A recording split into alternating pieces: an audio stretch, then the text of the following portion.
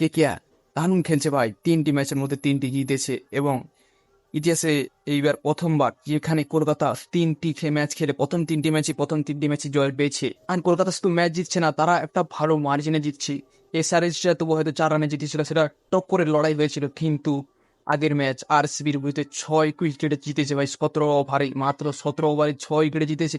এই ম্যাচটা 106 রানে জিতেছে ভাই। কলকাতা কি মার মেরেছে ভাই, ব্যাটিং করতে নেমে 272 রান করে তারা, এবং আরসিবি 3য় রানের রেকর্ড ভেঙে গিয়েছে। আবার সেটা কে, কলকাতা গম্ভীরের টিম আবার যখন বোলিং করতে আসে 106 রানে জিতেছে তারা। 106 রানে কতটা সেকেন্ড পয়েন্টে তারা এগিয়ে গেছে ভাবো, +2 পয়েন্টে এগিয়ে রয়েছে, তার ধারে কাছেও কে নেই ভাই, অর্থাৎ +2 তাদের নেট রান রেট চলছে এই মুহূর্তে। তবে যাই বল, গৌতম গম্ভীরের কিন্তু ভাই দিমাগ রয়েছে, ব্রেনে রয়েছে।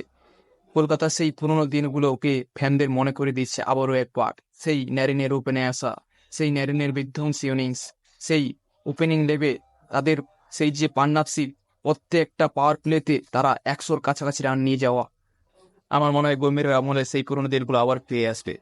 তবে সুনীল নারিন ভাই কি ব্যাটিং করেছে, 39 বলে 85 রান ভাই, 4-6-এর বন্যা বয়ে দিয়েছে। তারপরে ভাই ক্লাসিক শট, ভাই প্রথমে মনে হয়েছিল হয়তো ট্যালেন্ডার মাল, খেলতে পারবে না, কিন্তু ভাই কি শট মেরেছে ভাই, আমার কাছে তো খুব ক্লাসিক মনে হয়েছে। এরপর এসেছে অ্যাংরেস রাঘুবংশী, ভাই এসে ইনিংসটাকে এমনভাবে শুরু করছে, মনে হচ্ছে তিনি ইন্ডিয়ান টিমে খেলে, তিনি ইন্টারন্যাশনাল খেলেছেন আগে। ভাই ম্যাচুরিটির সাথে খেলছে, দারুণ প্লেয়ার ভাই। তারপর আন্দ্রে রাসেলের সেই পাওয়ার হিটিং, সেই রাসেল দা মাসেল পাওয়ার। এরপরে রিঙ্কু সিং এর সেই ফিনিশিং, 8 বলে 26টি রান ভাই, 3টি 6 মেরেছে। তারপর বোলিংয়ে এসে মিচেল স্টার্কের সেই ফর্মে ফিরে এসেছে ভাই। এই ম্যাচে তিনি 2টি উইকেট নিয়েছেন এবং ওপেনিং ওভারগুলোতে উইকেট নিয়েছে, এবং যেখানে হার্ষিদ রানা প্রত্যেকটি ম্যাচে উইকেট নিয়েছিল, এই ম্যাচে কিন্তু সে চোটের কারণে বিধ্বস্ত হয়ে গিয়েছিল, খেলতেই পারেনি। তার জায়গায় বৈভব অরোরা খেলতে এসেছিল, সে দারুণ বোলিং করেছে। এরপরে বরুণ চক্রবর্তী, একসময় স্পিনারের নাম ছিল বরুণ চক্রবর্তী আর সুনীল নারিন কলকাতার মধ্যে, এবং সেই বরুণ চক্রবর্তী কিন্তু ফর্মে ছিল না, এই ম্যাচে কিন্তু সে ফর্মে আছে, 3টি উইকেট নিয়েছে। তো আপাতত কলকাতার পয়েন্ট টেবিলের শীর্ষে রয়েছে এবং 2+ রান রেট নিয়ে এমন জায়গায় পৌঁছে গেছে তার ধারে কাছে কেউ নেই। তবে কলকাতার অগ্নি পরীক্ষা দেওয়াই পরের match, MSD versus KKR, CSK versus KKR, Gambhir versus MSD. যেই এমএসডি, যেই ধোনি গম্ভীরের প্রতিটি পদক্ষেপে রয়েছে, প্রতিটি ভাষায় রয়েছে, এবং যখন কোনো পডকাস্টে গম্ভীরকে ডাকা হয়, তখন সেই পডকাস্টে অবশ্যই ধোনির সেই বক্তব্য, সেই মন্তব্য উঠে আসে। তবে এই ম্যাচে গৌতম গম্ভীরের কলকাতা অনেকগুলি রেকর্ড করলেও একটি কিন্তু খামতি রয়ে গেছে, সেটা হলো তারা কিন্তু আইপিএলের সর্বোচ্চ রানের রেকর্ডটাকে ভাঙতে পারত। শেষ ওভারে এসে যাই ভাঙতে পারেনি, কিন্তু তাদের কাছে একটা সুযোগ তো অবশ্যই ছিল ভাই, ভাঙতে পারেনি। তবে তারা 3টি ম্যাচের মধ্যে 3টি ম্যাচ এখন জিতে শুরু করেছে। এই আইপিএলের ইতিহাসে প্রথম, যেখানে কলকাতা প্রথম 3টি ম্যাচ, তবে 3টি ম্যাচ জিতেই শুরু করেছে। প্রথম ম্যাচটা এসআরএইচ এর বিরুদ্ধে হয়তো একটু টক্করের হয়েছিল, তবু সেখানে তারা 4 রানে জয় করেছে। এই পরের ম্যাচ আরসিবি কে তারা পরের মাঠে হারায় ভাই, থিন্নাস্বামীতে রান চেঞ্জ করে 17 ওভারে তাদেরকে হারায়, দারুণ খেলেছে ভাই। এরপরে আপনার কালকে দিল্লি ক্যাপিটালসের বিরুদ্ধে অসাধারণ জয় ভাই, 106 রানে জিতেছে। পয়েন্ট টেবিলে কতটাই তারা এগিয়ে গেছে, নেট রান নেটের দিক থেকে দেখতে গেলে কতটা তারা এগিয়ে গিয়েছে। তবে ভাই গৌতম গম্ভীর বলতেই ভাই ব্রেন আছে ভাই। ফিল সল্টের কথাই ভাবো, তিনি যার উপরেই দাও লাগাচ্ছে সেই এবারে জ্বলে উঠছে ভাই। ফিল সল্টের কথাই ভাবো, তিনি এবারে আনসোল হয়ে গিয়েছিলেন, তাকে কেউ নিচ্ছিল না দলে, তাকে তিনি দলে আবার নিয়ে এসেছেন এবং তাকে ওপেনও করিয়েছেন। ভাই কি ইনিংস খেলছে, প্রত্যেকটা ম্যাচ, কালকের ইনিংস হয়তো খেলতে পারেনি ভালো করে, কিন্তু যদি আগের ইনিংসগুলো লক্ষ্য করো, দারুণভাবে শুরু করেছে কেকেআরের সেই ইনিংসকে সুনীল নারিন, যাকে কেউ ওপেনে নিয়ে আসার কথা স্বপ্নেও ভাবতে পারেনি। তাকে কিন্তু গম্ভীরের সময় তাকে ওপেন করানো হয়েছিল, কিন্তু তারপরে সেটা বন্ধ করে দেওয়া হয়। কিন্তু তিনি যখন মেন্টর হিসেবে এবারে নিযুক্ত হন, তাকে আবার ওপেন শুরু করায়।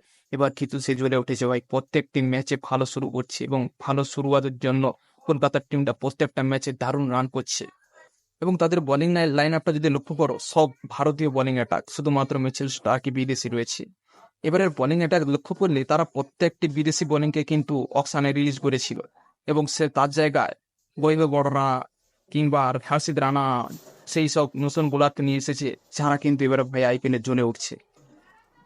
তবে দিল্লি ক্যাপিটালস ম্যাচটা একতরফাভাবে হেরেছে, কিন্তু আরও ভাবতে পারত হয়তো অপমানের হাত থেকে রক্ষা করেছে ভাই ঋষভ পান্ত যিনি 665 দিন পরে ক্রিকেট খেলছেন। অনেকদিন পরে তিনি ক্রিকেটে ফিরে এসেছেন, যখন দিল্লির ব্যাটিং লাইন আপ পুরোটাই বিধ্বস্ত ছিল। অর্থাৎ পৃথ্বী শো 10 রান করেছে, তারপরে মিচেল মার্শেস 0 রানে আউট হয়ে যায়, এরপরে ডেভিড ওয়ার্নার 18 রান, তারপরে অভিষেক পোরেল তিনিও 0 রান করে আউট হয়ে যান। এরপরে এসে তিনি শুধু এসে রানই করেননি, কুইক আর 50 করেছেন এবং পরপর 2টি ম্যাচে 50 করেছেন ভাই, দারুণ খেলেছেন। এবং এবং কলকাতার বিরুদ্ধে একটা দুরন্ত ফাইট দেন এবং ম্যাচটাকে একটা মোটামুটি পর্যায়ে নিয়ে যান। এই ম্যাচের দিক থেকে দেখতে গেলে কলকাতা কিছু রেকর্ড করেছে, যেমন এই ম্যাচে আজ পর্যন্ত কলকাতা কোনো দলের বিরুদ্ধে আইপিএলে 17টার বেশি ছয় মারেনি। 17টা ছয় মেরেছিল সিএসকে এবং পাঞ্জাবের বিরুদ্ধে 17টা দুবার মেরেছে, কিন্তু আজকে দিল্লি ক্যাপিটালসের বিরুদ্ধে 18টি ছয় মেরে তাদের নিজেদের দলীয় রেকর্ড তারা ভেঙেছে। 18টি ছয় মেরেছে এই প্রথম সিঙ্গেল হ্যান্ডেড ভাবে। তবে একটি গুরুত্বপূর্ণ বিষয়, রাসেল কিন্তু এবছর হট ফর্মে রয়েছে, তার মাসেল পাওয়ার প্রত্যেকটি ম্যাচে দেখতে পাচ্ছি। এবং সুনীল নারায়ণের সেই কেকেআরে ওপেনিংয়ের জন্য দারুণ শুরু দেখতে পাচ্ছি কেকেআর টিমের ক্ষেত্রে। তবে সেই জন্য বলছি, যখন রাসেল আর নারিন ফর্মে থাকে তখন কিন্তু কলকাতা কোনো টিমের কাছে ধরা দেয় না, প্রত্যেকটি টিম তার ধরাছোঁয়ার বাইরে থাকে ভাই। আপাতত কলকাতার প্রত্যেকটি প্লেয়ারকে সুপারস্টার মনে হচ্ছে। রাসেল বা নারিন ছাড়া আগে হয়তো সেরকম কেউ ব্যাটিং করতে পারতো না, কিন্তু ভাই এখন ভেঙ্কটেশ আইয়ার, মিচেল স্টার্ক ফর্মে এসেছে, পরপর 2টি ম্যাচে তিনি ফর্মেই ছিলেন না, এই ম্যাচে 2টি উইকেট নিয়েছেন। 25 কোটির ভাই বরাদ্দ বুঝিয়ে দিয়েছে। বরুণ চক্রবর্তী ফর্মে এসেছে, 3টে উইকেট নিয়েছেন। এছাড়াও হর্ষিত রানা দারুণ ফর্ম আছে, বড়রা ভালো বল করছে। প্রত্যেকটি ম্যাচের ম্যান, প্রত্যেকটি মেম্বার সুপারস্টার ভাই। মেন্টর থেকে শুরু করে কোচ থেকে শুরু করে সবাই খেলছে দারুণ। আপাতত কলকাতা পয়েন্ট টেবিলের শীর্ষে। তোমার কি মনে হয় কলকাতা এবছর টপ 4-এর জায়গা বানাতে পারবে? অবশ্যই কমেন্টে জানিয়ে।